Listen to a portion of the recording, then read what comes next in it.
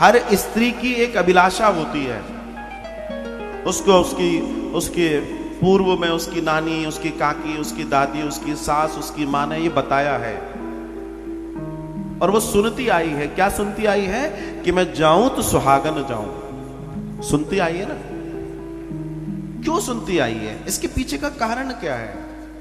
इसके पीछे का कारण समझिए। ये समाज की जो स्थिति मैं आपको बता रहा हूं, इस समाज की स्थिति की सबसे बड़ी व्यवस्था की अव्यवस्था यह है कि अकेली स्त्री चाहे किसी स्थिति में हो, उसका जीना दूभर है। उसका जीना दूभर है।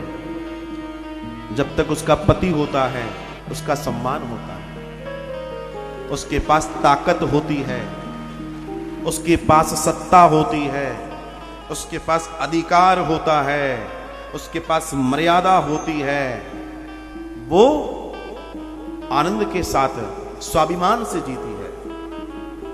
लेकिन जब उसका पति नहीं रहता तो फिर वो अधीन होती है। चाहे कितना ही हो, उसको अपने बेटे, अपनी बहू आदि आदि के अधीन रहना पड़ता। और अधीनता जो है वो चाहे कितनी अच्छी हो, रहती अधीनता है।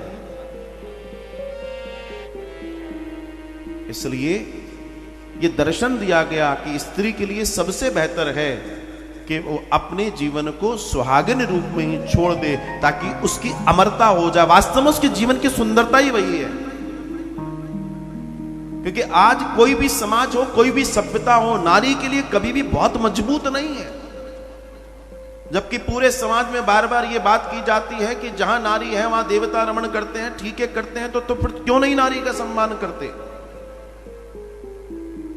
जिस घर में स्त्री का आंसू गिरेगा वो घर कभी महान नहीं हो सकता।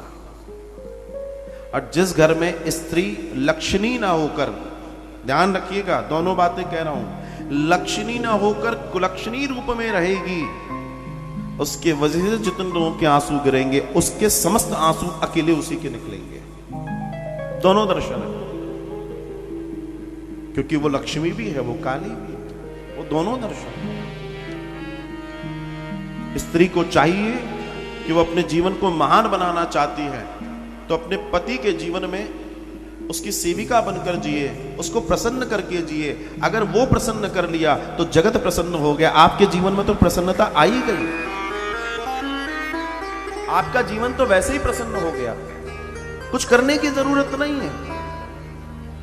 लेकिन कोई इस बात को समझना नहीं चाहता, कोई जानना नहीं चाहता, और आज ये बड़ी समस्या बन गई है।